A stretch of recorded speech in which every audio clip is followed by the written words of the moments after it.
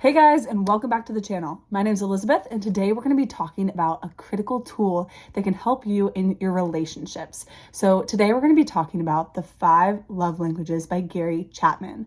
Have you heard of this? It is a book that goes over the 5 different love languages that there are that can help you with your relationships and that can help you be on the same page. Have you ever been in a relationship, or you have your spouse or your significant other, and maybe you don't feel loved, or you aren't feeling content in your relationship, or they're doing all these acts of service for you and they're showing you love through acts of service, but you actually receive love by hearing words of affirmation, and maybe they aren't saying those words of affirmation. So I'm going to go over this very briefly and suggest that you read the book. It's really helpful and insightful, and it can help you to love your partner in a way that they actually want to be loved, which can then make them feel like their love buckets are filled, they feel happy, content, and then you have a stronger and better relationship. So let's talk about what are the 5 love languages, and maybe I'll show you the quiz so that you can figure out what yours is and what your significant others is as well. Let's get started.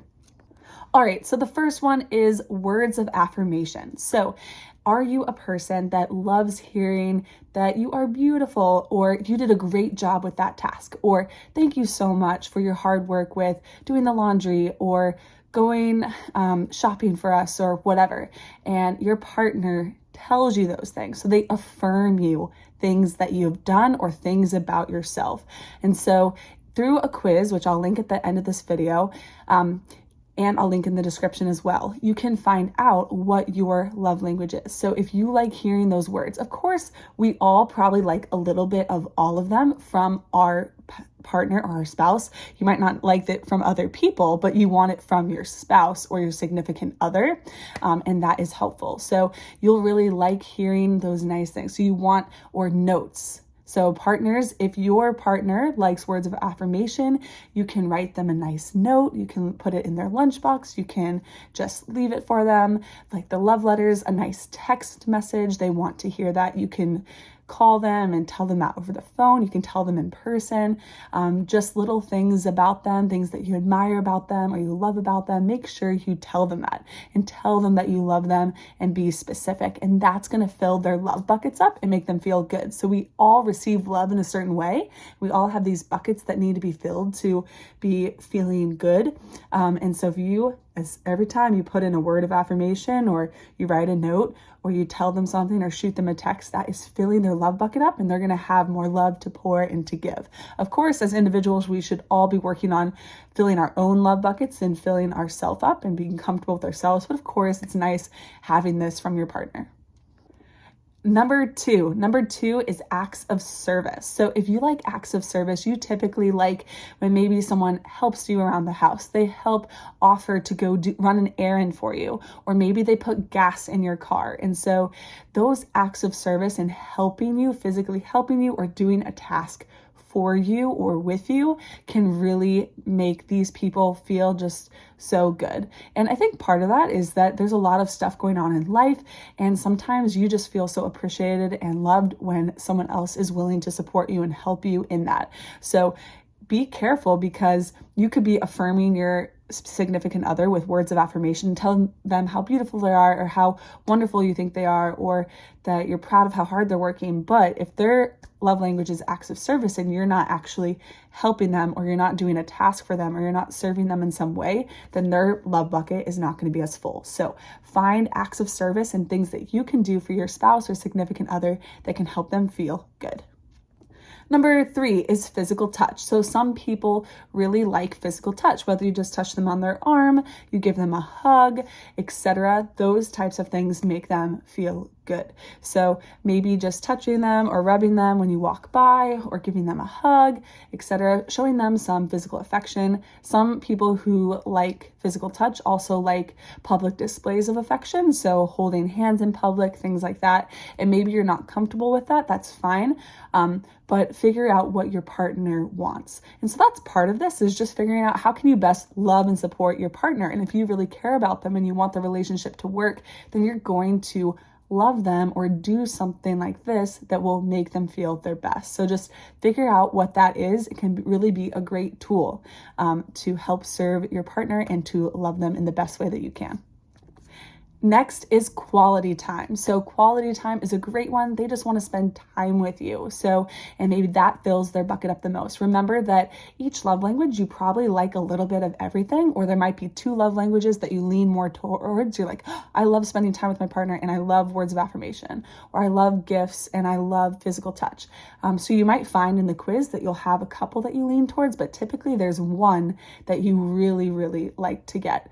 And so it's really important to share this with your partner and to share time if they're a quality time person. So just going for a walk together, going on a date together, doing something with your family and your kids together. And that's the point, the quality time, the physical time. For quality timers too, like we all have our phones sometimes, putting your phone down and just being focused on your partner really helps someone with a quality time love language feel their best. So really focus on that and just spend time doing activities or things with your loved one. And lastly, there are 5 languages, and this one is gifts. So gifts, people who have a love language for gifts is number 1. They typically like to receive things. It could be something small. It could be like a Starbucks coffee if they are a coffee drinker. It could be you picking them up maybe their favorite treat or food from the store. You bring them some fruit if they like fruit, or a little goodie, their favorite candy that they like, whatever.